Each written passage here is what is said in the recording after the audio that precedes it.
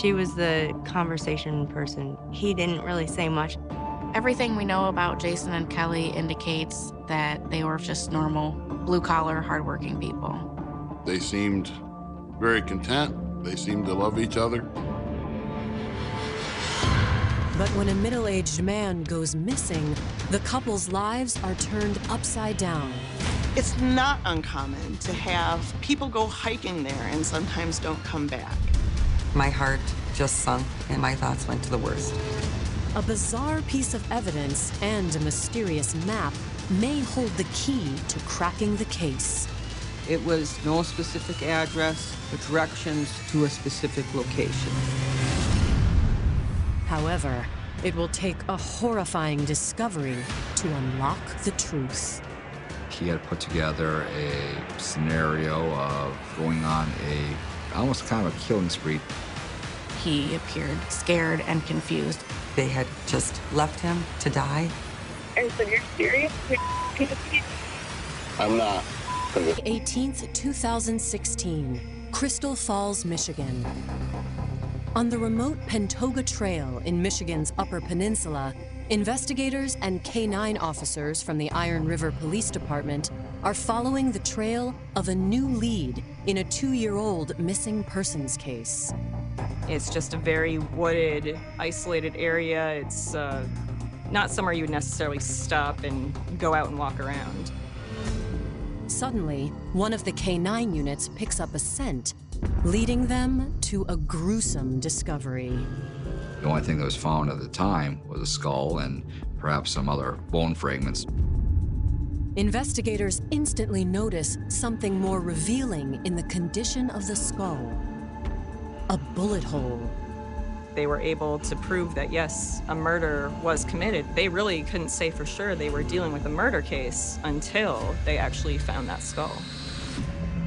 Even without a formal identification, investigators believe they've finally found the body of 53-year-old Christopher Regan. It's not surprising that no one found Chris's remains until they actually went looking for them in May 2016. This discovery marks the end of a 2-year search, one that spanned multiple states and multiple police departments, and involved a bizarre pact that would leave everyone in the tiny town of Iron River shaking their heads. They didn't want to believe that a murder could happen in Iron River. It took a long time for the pieces in this case to really come together for us to find out what really happened to Chris.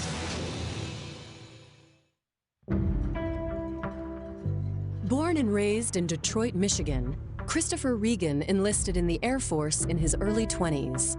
While stationed at K.I. Sawyer Air Force Base in nearby Marquette, Christopher met Terry O'Donnell, a schoolteacher from the small town of Iron River. Terry was smitten with Chris from the moment she laid eyes on him. He'd look at you and you would think that you're the only person in the room. I mean, he just would put you up on a pedestal anytime you're around him. Though Terry carried a torch for Chris for years, the two remained just friends until Chris left the Air Force and settled in Traverse City, Michigan. In December 2012, Chris popped up on my computer while I was on it, and we decided to pursue a relationship, and so we started a long distance. Chris and Terry quickly realized they both had a love for the great outdoors, something her hometown of Iron River had in spades. This is an area that's known for its beauty. A lot of people enjoy coming to this area to get out and enjoy, which we call God's country up here. He just loved to be with nature. So in November, we went back down, cleaned out most of his house, and moved him up to Iron River, Michigan. As their relationship blossomed, Chris took a job as a floor manager at a factory that manufactured parts for naval ships. There, in 2014, he met another newcomer to Iron River, 33-year-old Kelly Cochran. Kelly Cochran moved up to this area with her husband, Jason. I believe it was early 2014. Kelly met Jason when she was fairly young. She actually knew him because they lived next door to each other. Kelly was the conversation person. He didn't really say much unless we got him talking about something. The childhood friends seemed an unlikely match, but after Kelly graduated high school, she and Jason tied the knot. After the wedding, the couple opened their own business, servicing swimming pools. They seemed very content. They seemed to love each other. However, after a decade of hard work and heavy lifting, Jason's back gave out on him. He couldn't pick up much weight at all. He obviously was in a lot of pain. He couldn't do the pools anymore. I think times were tough for them. Kelly, I think, worked very hard to earn what she could to support herself and Jason. She did all the finances, all the shopping, all the cooking, cleaning. I mean, she would do anything she could to make money. Despite Kelly's Herculean efforts to keep them afloat, Jason's back pain only worsened. And in 2014, the couple decided it was time for a change. I know one of the criteria for where they wanted to relocate was to get a medical marijuana card. For Jason, he was using that for his back. In February 2014, the couple settled on Iron River, Michigan, a place where Kelly could find a job and where Jason could get the treatment he needed. He wanted to get a medical marijuana card, and he did do that upon moving to Michigan. Jason also spent a significant amount of time playing online video games. As for Kelly, she took multiple jobs in order to support them. One of them was at the same ship factory where Chris Regan worked. As fellow newcomers to Iron River, Chris and Kelly saw each other as kindred spirits. These are transplants to our area. Really didn't have ties here. They worked together on some wiring projects. They both went to the same area on breaks. I think probably they built a friendship out of that. Both appeared to be very social, very outgoing. Around the same time Chris and Kelly became friends, his relationship with his girlfriend Terry O'Donnell began to falter. And in April 2014, after nearly 2 years together, Chris and Terry decided to call it quits. I was planning a trip, a family vacation to Europe, and Christopher decided that he was going to meet up with some other women so he wasn't lonely or bored. And I didn't agree with that. And so we broke off our dating relationship. We'd still go out to eat, we still went for walks, and we did things together. Now living alone in a new city, Chris began contemplating another move and applied for several jobs in other areas of the country that appealed to him. On October 10, 2014, Chris had called and he told me he had a new job offer in Asheville, North Carolina. Asheville's in the mountains, so he could enjoy that part of life again. The next time I heard from him was the 14th. That morning at 6 a.m., he had texted telling me he took the next day off of work. This would be the last text message that Terry ever received from Chris. When I didn't hear from him on October 15th, after his doctor appointment, I got a little concerned. All my friends just kept telling me, he's fine, don't worry about him. And I said, something's wrong. Terry wouldn't know the truth of Chris's disappearance for nearly 2 years when investigators discover Chris's remains on a remote trail just outside of town. They were able to identify Chris's skull from dental records. Coming up, how did Chris Regan end up dead in a Michigan forest? The rumor around Lakeshore was that Christopher was having an affair. I was getting these gut feelings that something on. May 18th, 2016. Investigators from the Iron River Police Department have just discovered the skull of 53-year-old Chris Regan, and Terry O'Donnell filed a missing persons report on him. I went into the office and I noticed there was a woman standing at the front counter. This person, identified as Terry O'Donnell, was reporting her ex-boyfriend missing. I started worrying about Chris because I hadn't heard from him. I messaged him and he didn't respond. And I thought, okay, well, he's busy. He just got back. I'll hear from him on the weekend. I thought maybe he wasn't responding because he brought someone with him that was a female, and he wouldn't text me if he had somebody else with him. However, Terry says that it wasn't like Chris to not respond for 10 days. Sergeant Barrett took my statement, and then she said, they'll go ahead and look into it. A lot of times, a missing person would be a couple days and then be found elsewhere. So it was unusual for it to be a 2-week period of time that he was missing. Terry tells investigators that Chris had recently been hired by a company in Asheville, North Carolina. One idea of why Chris had gone missing was maybe he just moved out there earlier. We determined where he was going to be working, and that company was contacted the next day. And I asked if they had received any calls from Chris Reagan. He was supposed to have reported to them. They had no word from him.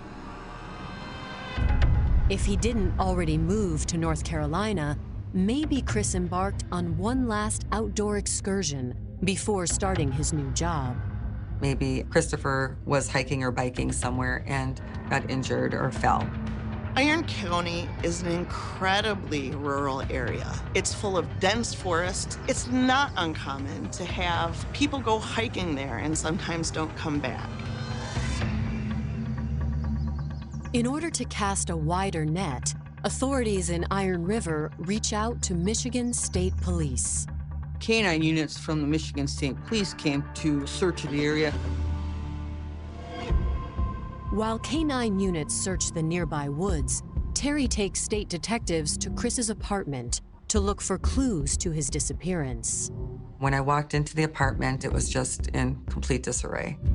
All the cabinets were opened up. There was things thrown everywhere. According to Terry O'Donnell, Chris was an incredibly organized gentleman. And one of her concerns upon entering his apartment was that it was much more disorganized than he would have ever left it. Christopher's phone was not found either. I actually thought someone had robbed him and maybe done something to him. I was kind of panicked. I just started getting these gut feelings that something obviously was very, very wrong. The robbery theory seems even more likely when Chris's car is discovered abandoned at the edge of town. Chris Reagan's car had been parked at the carpooling area about 5 miles west of Iron River. There's no reason his car would be parked there. He would never leave his car at the park and ride. My heart just sunk and my thoughts went to the worst. And I told them something's happened to him. With tools, I was able to access the car. And there was a jacket and a hat and gloves. But what I had most noted was on the passenger seat in the front was a yellow sticky note upside down. And looking at the sticky note, it was directions written on the sticky note. It was no specific address, but directions to a specific location. Christopher didn't know his way around Iron River. He didn't know like street names. So if he wanted to go somewhere, he would ask how to get there by, okay, do I turn at a gas station? Do I turn at the stop sign? And he had written the directions down, and so I knew it was the first time he had ever went to wherever those directions led. Detectives follow the directions to a home in the nearby community of Old Caspian. It's a rundown, old mining community. The homes are a lot older there. They had blankets hanging over the windows instead of curtains. It was not in very good shape. And when we first got to the house, a man who identified himself as Jason Cochran came out. Shortly thereafter, Kelly Cochran came out of the house. And I explained to her that we're investigating Chris Reagan as a missing person and his car had been parked out at the park and ride. Kelly tells police that she and Chris were co-workers at the naval factory. Kelly expressed her concern and said that she hadn't seen him in a few weeks. So I asked her, when was the last time you had spoke with Chris Reagan? And she said around the 14th or 15th. She had been calling him, sending text messages, and got no response. And she said she figured he had gone to North Carolina. Police ask Kelly point blank, why would Chris have directions to the Cochran's house in his car? Kelly says she has no idea. Kelly said that if she heard from her and got any more information, that she would contact us. At first glance, Kelly seems to be telling the truth.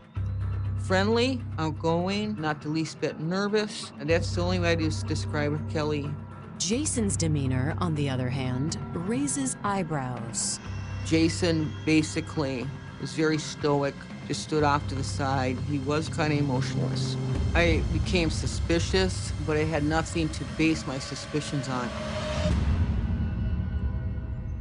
After speaking with the Cochrans, police head to the factory to interview Chris's coworkers. Chris was a supervisor of his department, and Kelly worked in a nearby department. And I believe that they met because of their proximity at work. However, coworkers say that wasn't the whole story. The rumor was that Christopher was having an affair with Kelly. At the end of October in 2014, investigators bring Jason and Kelly in for further questioning.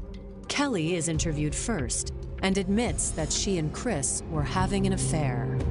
According to Kelly, they met up several times a week. They'd have dinner together. She'd go to his apartment, and it seemed that they had a fairly steady relationship. Kelly's coworkers had told police that Jason was enraged by Kelly's infidelity, but Kelly tells them that wasn't the case. Kelly said that Jason Cochran was perfectly okay with it. Kelly says that her and Jason had open relationship, that she had cheated on him multiple times.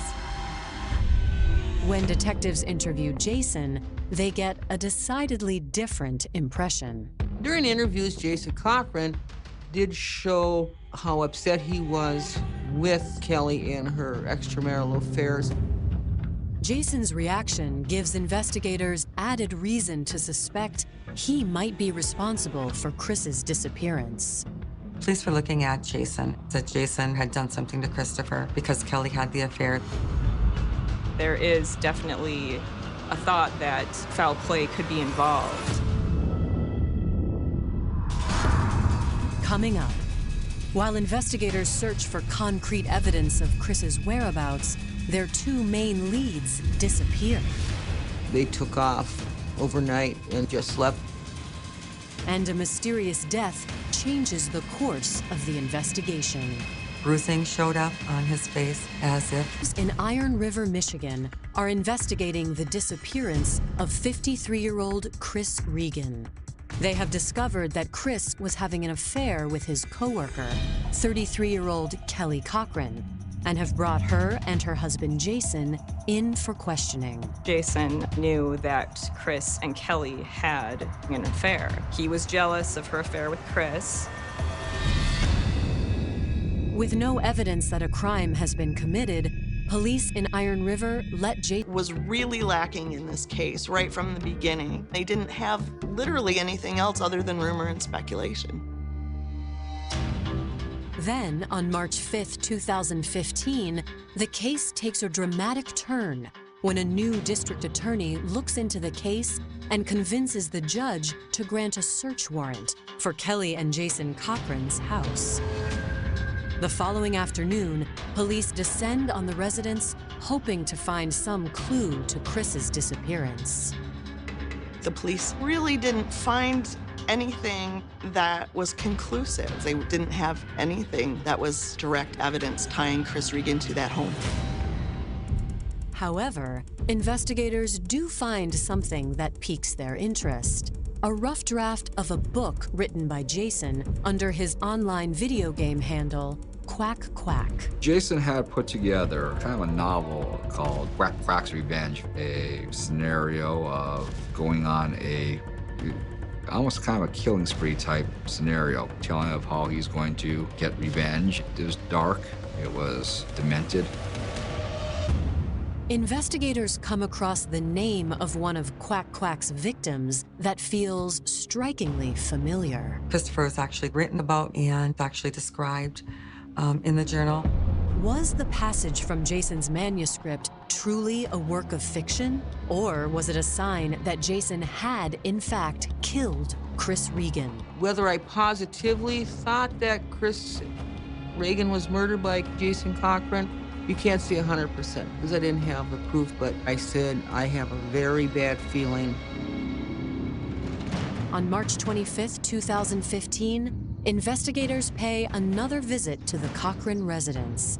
But when they arrive, they find the house empty and the cars gone. Shortly after the search warrant was executed at their house, the Cochrans packed up and just left. They took off overnight. Kelly and Jason left the state and went back to Indiana. Fearing the couple may take off before any physical evidence turns up in Chris's disappearance, investigators reach out to the Hobart Police Department in Indiana, requesting assistance in a DNA search warrant. Jason contacted me one day and told me that the authorities showed up at his house and took his DNA and her DNA. Police in Iron River have strong suspicions about Jason, but without a body or any evidence supporting the theory that Chris had been murdered, their hands are tied. By January of 2016, the trail has gone completely cold. After the initial search with the canine, you kind of come to a brick wall, and where do we go from here? And the other thing that happened was within a few days, we got an early winter, and we had snow. And the ability to investigate on the ground and look for evidence with that snow was very frustrating. You never really want to give up hope, but you do get a sense of hopelessness. I figured that they would never solve this, that Christopher is going to be out there somewhere and no one would ever know.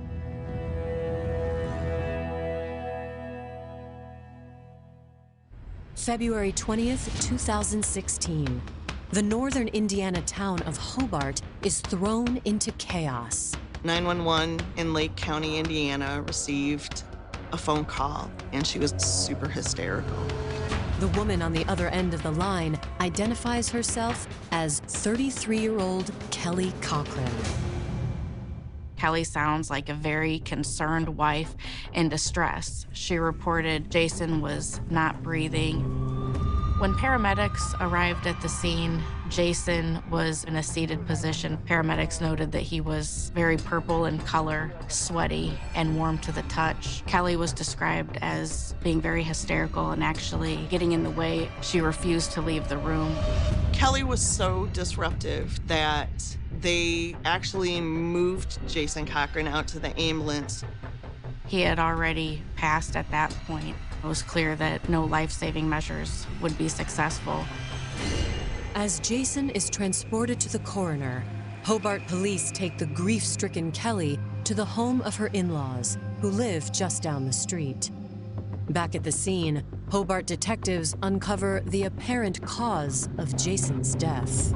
Jason appeared to have overdosed. I think they had found the needle at the bedside and thought it was a heroin overdose. With the amount of pain that Jason was in, it isn't out of the realm of possibility that he might have self-medicated with something like heroin. But when detectives receive a call from Walter Ammerman III, who claims to be Jason's best friend, Walter says there's no way Jason died of a heroin overdose. I got a text out of the blue from Kelly that said Jason passed away last night. And right away, the wheels were turning. It just didn't seem normal. I never knew anything about any harder drugs than marijuana.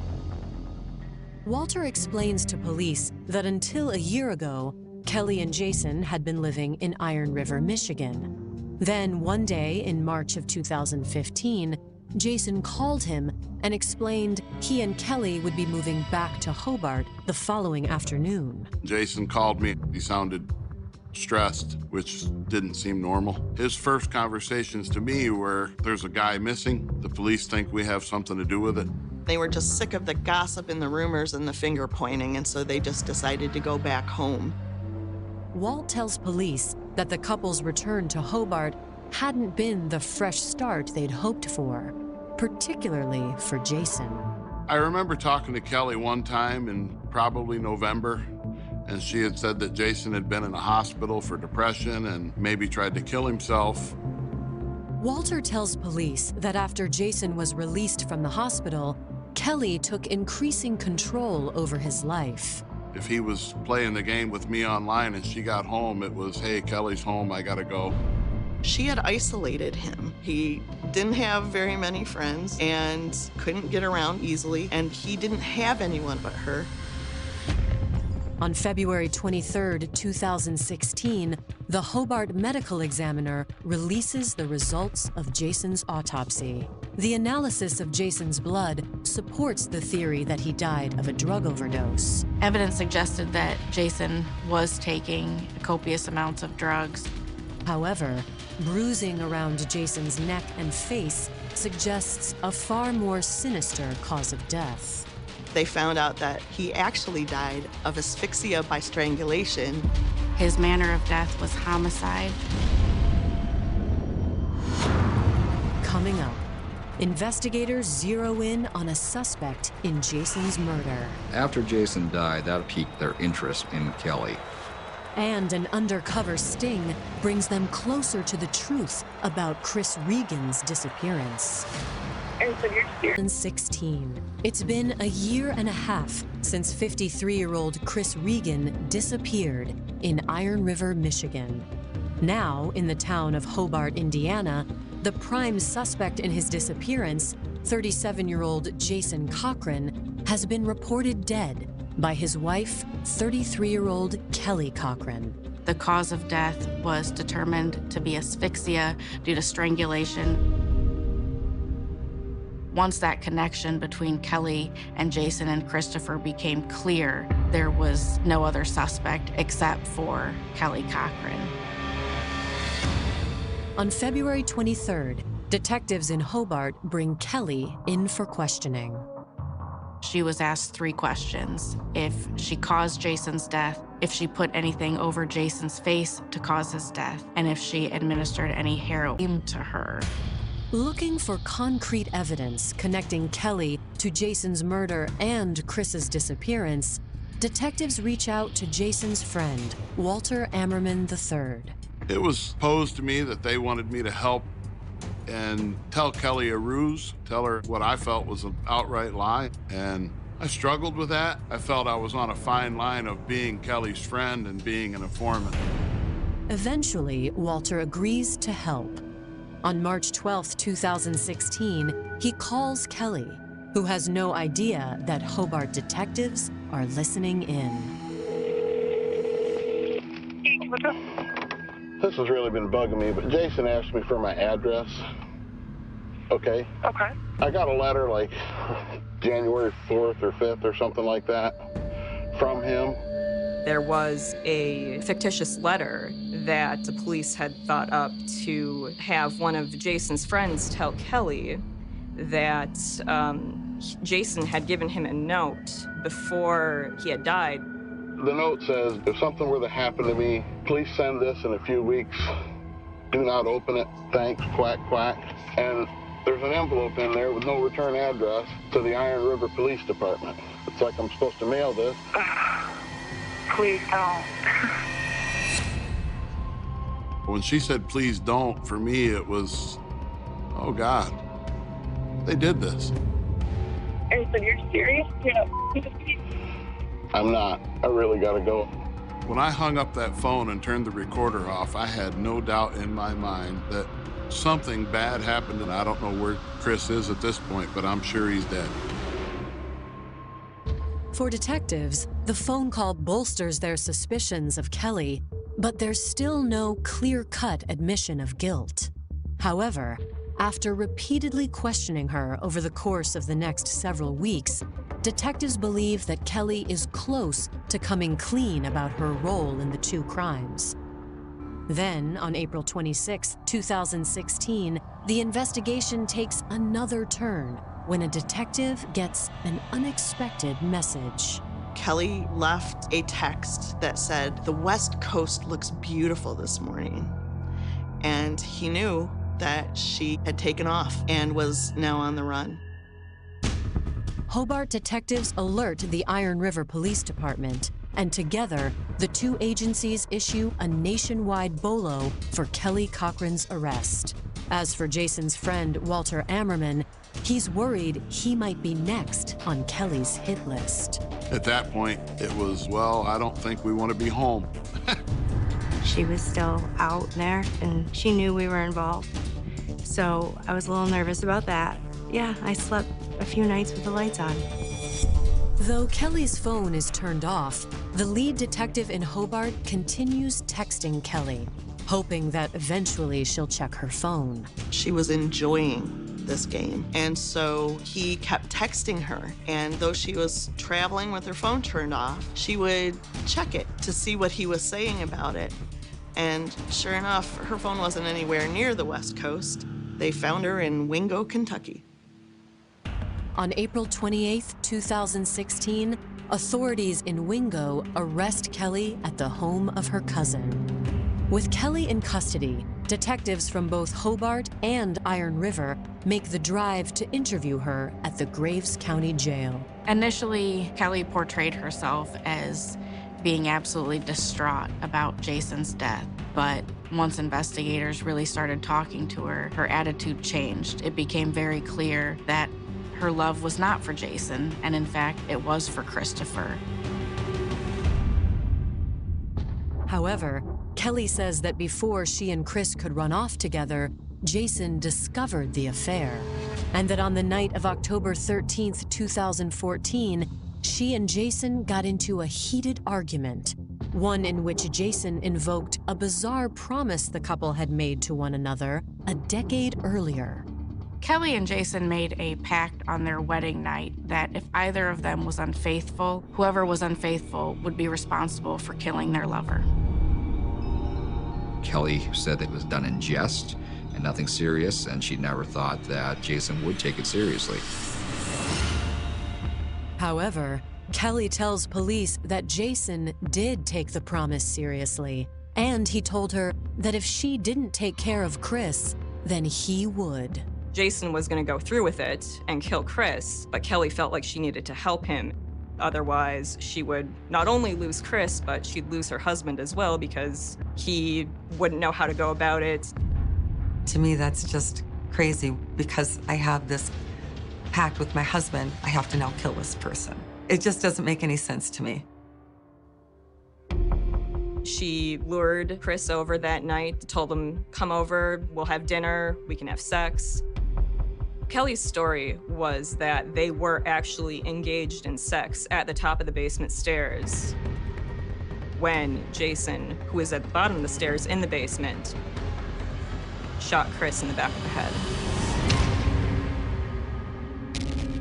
After Chris was killed, Kelly's story was that they dragged the body down into the basement and that Jason had dismembered Chris's body with a reciprocating saw. His remains were put into several different garbage bags, and his remains were scattered in the woods. As for the death of her husband, Kelly confesses that by the time she and Jason had buried Chris's remains and dumped his car, she was already planning his murder. Kelly claimed that Jason took away the only good thing in her life. She wanted revenge for Chris's death. Kelly says that her opportunity finally came on February 20th, 2016. Jason's back was causing him more pain than ever, so Kelly told him she'd get him a drug so powerful that he'd feel nothing but bliss. He was so susceptible to things that would sort of ease that pain that he had in his back. I think it made it easier for Kelly to make it appear that he had just OD'd. Kelly says that despite the lethal level of heroin she'd injected into her husband, Jason still wasn't dead. So, Kelly decided to finish the job herself. She claimed that she put her hands over his mouth and nose and around his neck while he was vomiting. According to Kelly, he looked at her while she was strangling him and he appeared scared and confused as she was killing him. He died within less than a minute. In April of 2016, Kelly Cochran is charged with the murders of Jason Cochran and Christopher Regan. As the gruesome details of both murders become public, friends of the deceased are horrified. I thought maybe they had hurt him and just left him, to die. What they did to him, I never imagined. Coming up, Kelly goes on trial for her crimes. And her legal team mounts a surprising defense. She was the second victim of Jason Cochran in this case. And as the trial unfolds, it becomes clear there may be more to Kelly's depravity than meets the eye. Kelly said that It's been 19 days since 33-year-old Kelly Cochran confessed to the murders of her lover, Chris Regan, and her husband, Jason Cochran. Operating on information provided by Kelly and assisted by K-9 officers, on May 18, 2016, Iron River Police set off into the sprawling woods just outside town to finally locate the remains of Chris Regan. They did end up finding Chris's skull, his eyeglasses, and a chewing tobacco tin as well.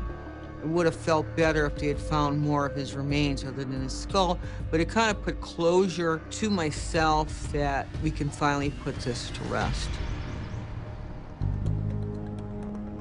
With the location of Chris's remains no longer a mystery, legal proceedings against Kelly finally get underway.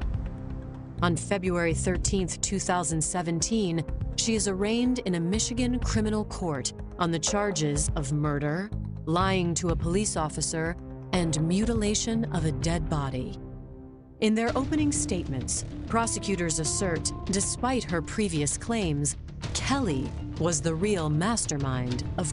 But according to prosecutors, Chris didn't feel the same way about Kelly.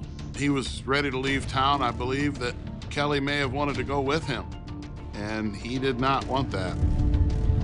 I will go to my grave believing that Kelly orchestrated it all, and Jason was guilty of loving his wife and helped clean up the mess. To support their case, prosecutors introduce the most damning evidence of all, Kelly's own confession. But when it's the defense's turn, they call a surprise witness to the stand. Kelly took the stand during the trial, and that was something that her and I discussed together. On the stand, Kelly tells a story that differs wildly from the confession she initially gave police. Kelly claimed that Jason was a monster in their marriage and both physically and emotionally abused her. Kelly testified that she had called Christopher to come over, and she said that she didn't know her husband was in the house and that her husband snuck up behind Christopher and shot him in the back of the head. There was a gunshot, and we fell down the stairs. Was he still having sex with you at that time that you fell down the stairs together? Be in the middle of it. In the basement, she found Jason cutting up Mr. Regan's body. When he cut him up, he had one of his hands. So that was the last time he'd be waving to me. He was waving goodbye to me. He then threatened her that you're going to participate in this, or I may do something similar to you. He put a gun in my head. He was going to shoot me. He was going to shoot himself. In my opinion, I believe that Jason Cochran was not the abusive person in the relationship, that Kelly basically just did what she wanted to do, and that was just the way it is. But the million-dollar question is, how would the jury view Kelly's testimony? In your mind, you say, just hope that jury doesn't buy it. On February 28, 2017, after just 3 hours of deliberation, the jury returns with a verdict. Guilty of first-degree premeditated murder. Kelly was found guilty on all counts in the state of Michigan, and she was sentenced to life without parole. When the verdict came back, I don't believe there was a ton of surprise. Again, Kelly had unfortunately made this a very, very hard case to win. I was relieved she'll be locked up and I wouldn't have to be afraid and no one else would have to worry about being harmed. After her sentence is handed down, Kelly is extradited to Indiana to stand trial for her husband's murder. In the Indiana case against Kelly Cochran, we couldn't have asked for a stronger case from a legal perspective. It would have been a slam dunk trial. However, this time around, there will be no trial. In early 2018, Kelly entered into a plea agreement with the state of Indiana that required her to plead guilty to murder for Jason's death. She was sentenced to 65 years. The judge basically told her that while she claimed that Jason Cochran was the monster, that most everybody in the courtroom thought she was the monster. With both cases closed, Kelly is transported back to the Women's Huron Valley Correctional Facility to serve her time, but not before making another shocking confession. She had indicated that both her and Jason have been involved in some deaths in Indiana. I know that the police are hoping that maybe she'll give them clues to other people that her and Jason killed. So far, investigators have uncovered no evidence to support Kelly's claims, but those familiar with the case believe it's only a matter of time. I think it's possible that she's killed others. In fact, I think it's probable you couldn't write a plot like this. It's one of the most twisted stories I have ever heard. Christopher was fairly new to Iron River. He really didn't have any close friends in Iron River. Kelly and Jason didn't think anyone would miss Christopher and report him missing after they had murdered him. If I hadn't reported Christopher missing, I truly don't think that they would have ever found Kelly and Jason guilty.